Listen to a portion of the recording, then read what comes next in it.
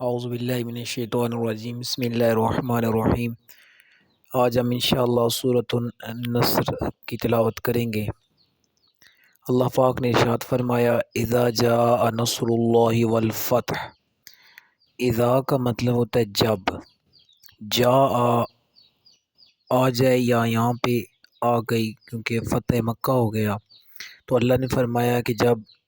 نصر اللہ، نصر کہتے ہیں مدد کو، نصر اللہ یہ مرکب اضافی ہے یعنی اللہ کی مدد، تو اس مدد سے مراد اسلام کا غلبہ ہے اور مسلمانوں کا کافروں کے اوپر غلبہ۔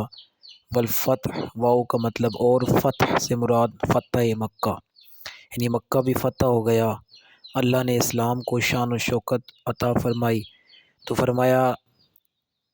اے محبوب اذا جاء نصر اللہ والفتح، جب اللہ کی مدد اور فتح یعنی فتح مکہ ہو گیا، واؤ اور رأیتا آپ نے دیکھا، الناس لوگوں کو، یدخلون وہ داخل ہو رہے ہیں، فی دین اللہ افواجا اللہ کے دین میں، افواج فوج کی جمع ہے، فوج کا مطلب جتھا ہوتا ہے، تو گروہ در گروہ یا جتھوں کے جتھے یا فوج در فوج ہے وہ دین اللہ کے دین میں داخل ہو رہے ہیں۔ پس اللہ نے آپ صلی اللہ علیہ وآلہ وسلم کو جو وہ وظیفہ عطا فرمایا کہ اب آپ نے کیا پڑھنا ہے، تو فرمایا فسبح، پس آپ سبح تسبیح بیان کیجیے، تسبیح بیان کیجیے، بے با ساتھ حمد، حمد کا مطلب تعریف ہوتا ہے، حمد کے ساتھ یعنی ایسی تسبیح جو حمد کے ساتھ ہو، تو ربی کا اپنے رب کے، تو اپنے رب کی حمد کے ساتھ تسبیح بیان کیجیے، واستغفر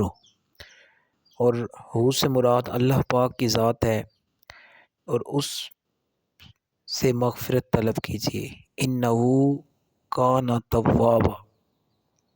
انہ کا مطلب بے شک، ہو سے مراد اللہ تعالی، کان توابا بہت توبہ قبول فرمانے والا ہے۔ تو اس کے جو الفاظ ہیں، اذا کا مطلب جب، جا آ گئی، نصر اللہ اللہ کی مدد، واو اور فتح فتح سے مراد فتح مکہ، واو اور رأیتا، رأیتا یہ را یا را ہم نے پہلے بھی پڑھا ہے، تو اس میں علم تارا میں بھی پڑھا تھا سورت میں، را تارا کیا آپ نے دیکھا، اور پھر رأیتا میں پڑھا تھا، اور رأیت الذی کیا آپ نے اس بندے کو دیکھا، تو را یا را کا مطلب دیکھنا ہوتا ہے، تو ورأیتا تا کا مطلب تو نے، اور آپ نے دیکھا، الناس ناس کا مطلب لوگ، یدخلون وہ داخل ہو رہے ہیں، فی میں دین اللہ اللہ کے دین میں، افواجا فوج در فوج، فسبح بحمد ربک، پس آپ حمد کے ساتھ اپنے رب کی تسبیح بیان کیجیے، واستغفرہ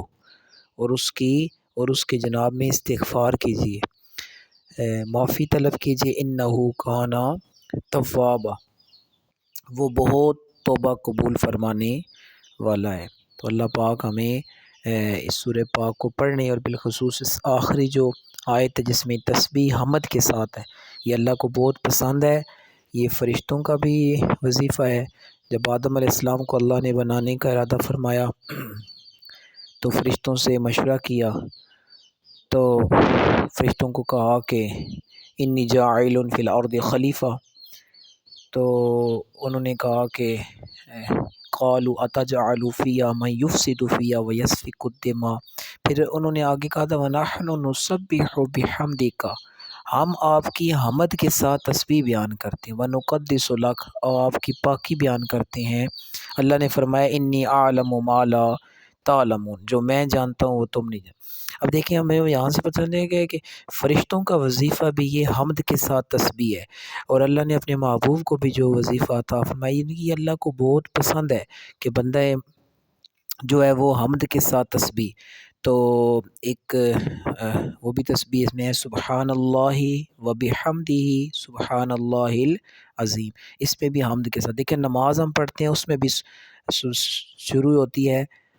سبحانک اللہم و بحمدک، یعنی تسبیح بھی ہے اور حمد بھی، حمد کے ساتھ تسبیح ہے۔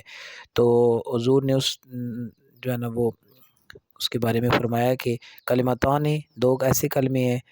خفیفتان علی اللسان، زبان کے اوپر بڑے ہلکے پھلکے ہیں، حبیبتان الی الرحمن، رحمان کو بڑے پیارے ہیں، ثقیلتان علی المیزان، وہ میزان پر بڑے بھاری ہوں گے، اور وہ کون سے ہیں؟ سبحان اللہ و بحمدہ سبحان اللہ العظیم۔ تو یہ تسبیح جو ہوتی ہے یہ ہر چیز بیان کرتی ہے، اس لیے ہمیں بھی اللہ نے فرمایا کہ وَسَبِّحُوهُ بُكْرَةً وَأَصِيلًا، صبح شام ہمیں اللہ کی پاکی بیان کرنی چاہیے۔ اور پھر صرف ہم ہی نہیں بلکہ زمین و آسمان کی ہر چیز، یسبح للہ ما فی السماوات و ما فی الارض، تسبیح بیان کرتی ہے ما جو فی السماوات آسمانوں میں ہے، و ما فی الارض اور جو زمین میں، یعنی زمین و آسمان کی ہر چیز اللہ کی تسبیح بیان۔ تو اللہ نے فرمایا فسبح، پس تسبیح بیان کیجئے، بحمد ربک، اپنے رب کی حمد کے ساتھ۔ تو ساتھ استغفار بھی ہے، تو اگر ہم یہ پڑھیں سبحان اللہ و بحمدہ سبحان اللہ العظیم،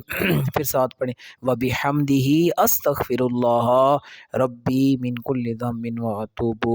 الیہ، تو اس پوری آیت کے اوپر عمل ہو جاتا ہے۔ اللہ پاک ہمیں پڑھنے اور عمل کرنے کی توفیق عطا فرمائے۔